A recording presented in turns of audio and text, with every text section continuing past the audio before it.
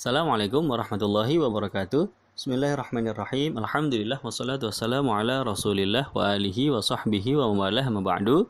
Teman-teman sekalian, Bapak Ibu yang dirahmati Allah Subhanahu wa taala, kita kembali melanjutkan lagi materi ke-8 ya dari kuliah online kita Find Out Rasulullah Habits.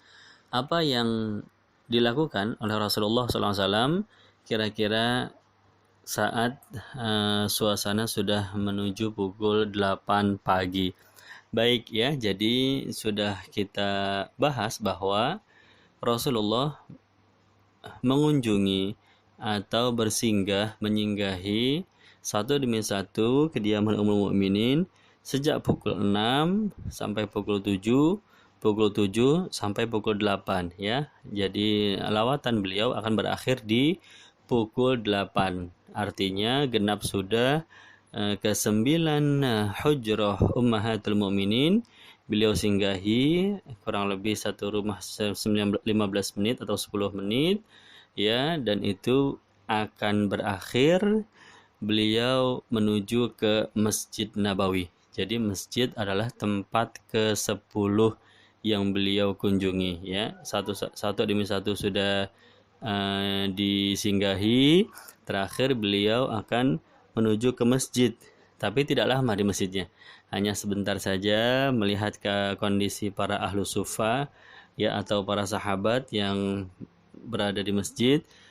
Hanya 5 menit atau 10 menit ya, nggak lama kemudian beliau pulang kembali ke rumah ya. Jadi pada pukul 8 tersebut Rasulullah SAW memantau sebentar ya, menengok sebentar kondisi masjid, kemudian beliau akan pulang ke rumah salah satu dari Ummul Mukminin yang mendapat jadwal pada hari itu ya. Nah, ini baru pulangnya agak lama ini ya, jam 8 sampai jam 9, jam 9 sampai jam 10 kurang lebih.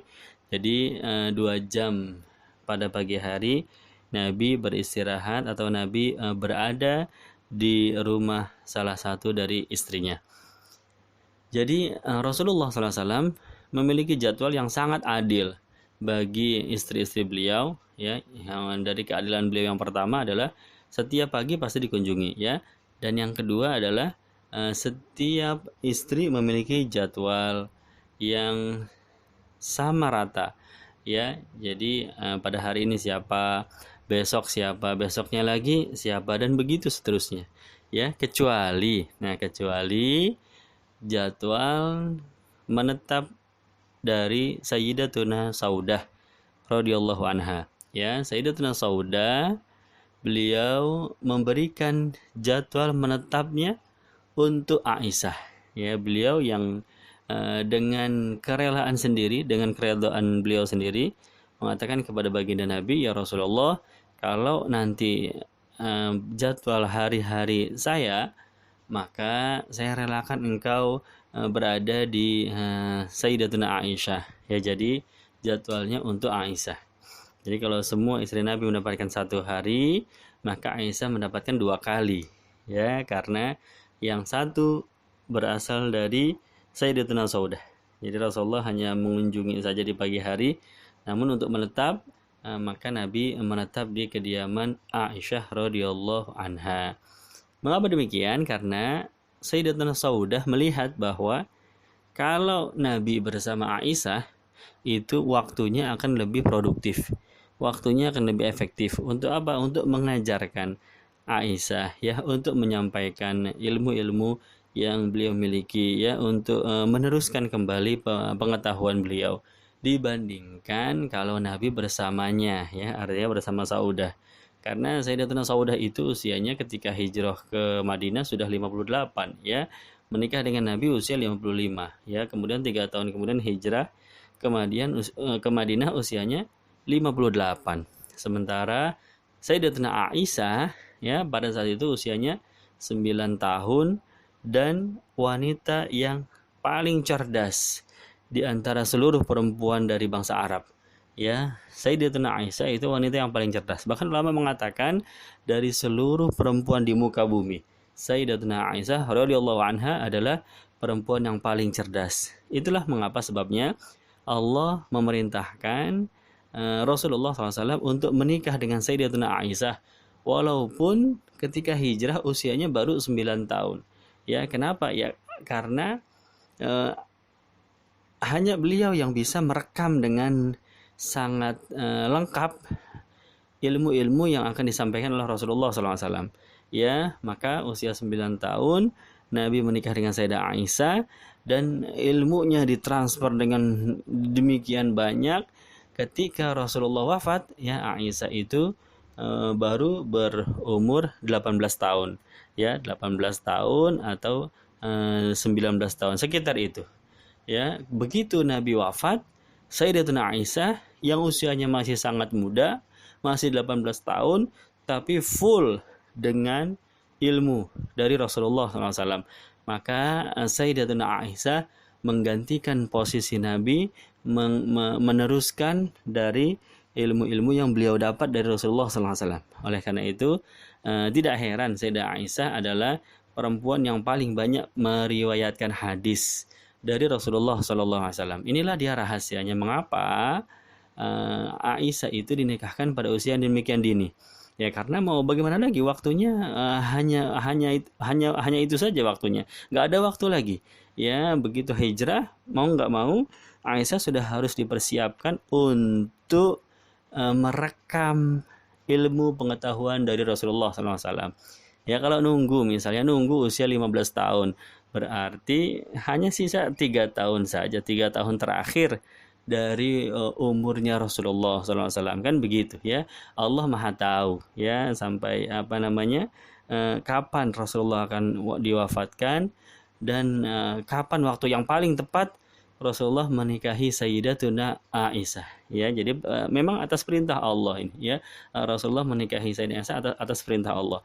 Umur 6 tahun waktu belum hijrah masih di Mekah ya, beliau Nabi hanya mengkhitbah. Jadi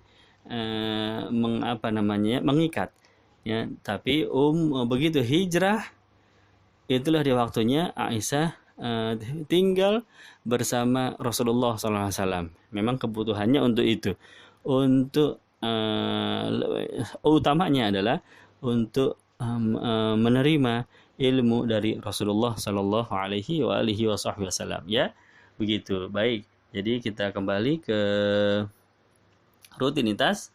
Jadi Rasulullah SAW pada pukul 8 beliau akan menetap ya, akan pulang ke kediaman salah satu istrinya ya. Jadi sudah dijadwal dengan rapi, dengan tertib, dengan adil ya.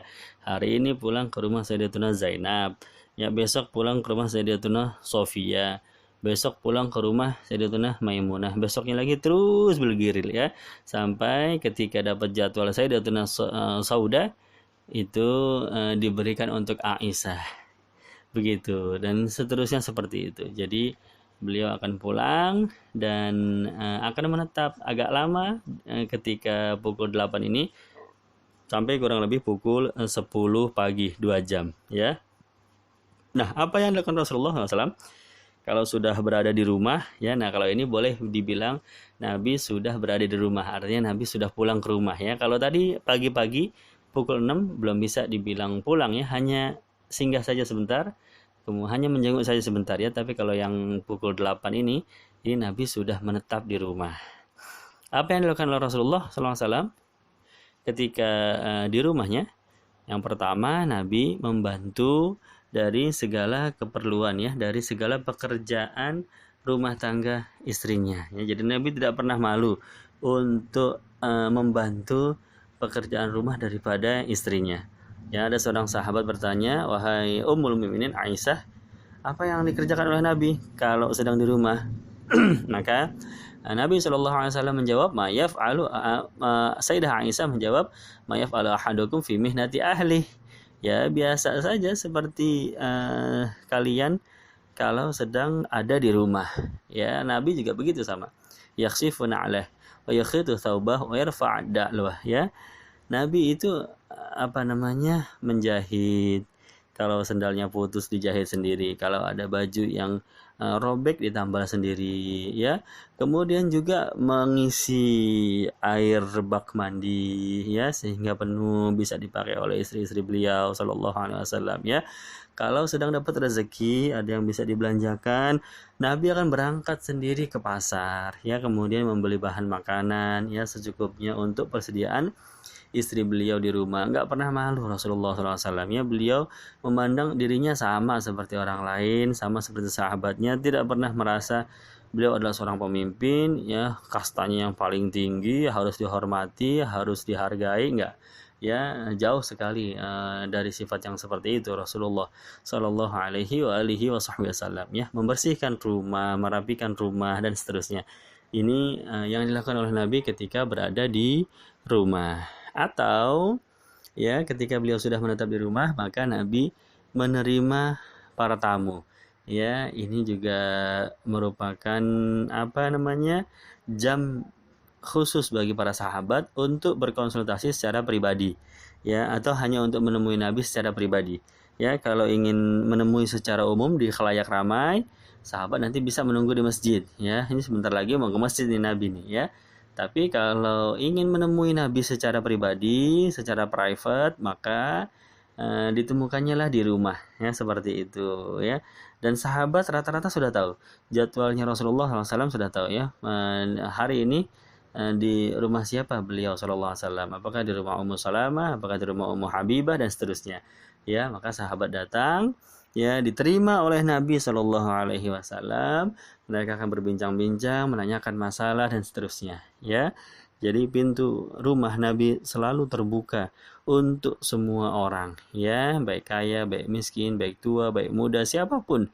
Nabi terbuka tangannya, terbuka pintunya untuk kaum muslimin, ya, sallallahu alaihi wa alihi wa sahbihi wasallam. Kemudian, ya, kalau sudah setelah masa-masa perjanjian Hudaybiyah, itu lebih ramai lagi, ya, sahabat yang berkunjung, ya, karena umat Islam, perkembangan kaum muslimin itu sudah semakin luas, ya. Maka disitulah Nabi menerima tamu-tamu dari luar Madinah, ya. Ada dari Yaman datang untuk menemui Nabi, dia terima di rumahnya. Nah, pada jam-jam itu, ya, atau ada tamu dari Syam datang, ya, Nabi menerima pada jam-jam tersebut di kediaman beliau, ya. Kalau laki-laki langsung di ruang tamu, kalau perempuan maka akan berada di kamar sebelahnya. Jadi kamarnya saling bersebelah-sebelahan. Kemudian apalagi yang dikerjakan oleh Rasulullah SAW, ya, mungkin itu saja. Jadi ada kalanya membantu tugas-tugas istrinya, dan yang ada kalanya pula beliau menerima tamu baik laki-laki maupun perempuan. Ada sebuah hadis ketika Rasulullah SAW menerima tamu Sayyidina Abu Bakar, ya, di kediaman salah satu istri beliau, di kediaman Sayyidah Aisyah waktu itu, ya. Waktu itu Nabi sedang menetap di kediaman Sayyidah Aisyah. Beliau sedang berbincang-bincang dengan Sayyidina Abu Bakar dalam keadaan gamisnya Nabi itu terbuka hingga betis, ya. Jadi betisnya Nabi kelihatan, dan Nabi tidak merapikan, ya, pakaiannya. Nggak apa-apa, ya, Sayyidina Abu Bakar melihat betisnya Nabi. Kemudian datang lagi tamu berikutnya, Assalamualaikum, Waalaikumsalam. Ternyata Sayyidina Umar.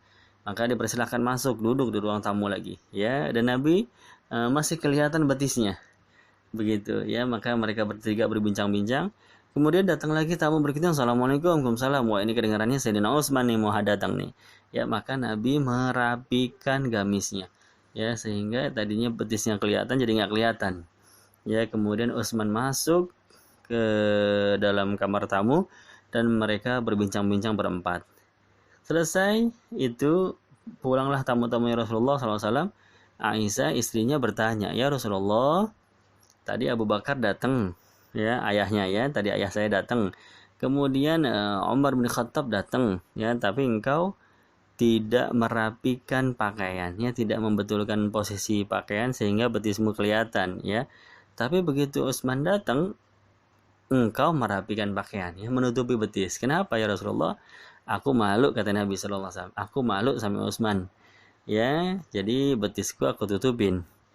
Kenapa Nabi malu kepada Utsman bin Affan? Kata Nabi, sesungguhnya malaikat itu malu kepada Utsman. Maka aku pun malu kepada orang yang malaikat saja malu kepada Utsman, ya. Maka aku pun malu kepada beliau. Nah, ini salah satu hadis yang terjadi pada jam-jam seperti itu, ya, pada pukul 8 sampai 9 atau 9 sampai 10 ketika Nabi sudah menetap di kediaman istri beliau, ya. Baik. Jadi ini yang bisa kita sampaikan dari rutinitas beliau di materi ke-8 ini, ya. Mudah-mudahan bermanfaat. Billahi taufiq wal hidayah. Assalamualaikum warahmatullahi wabarakatuh.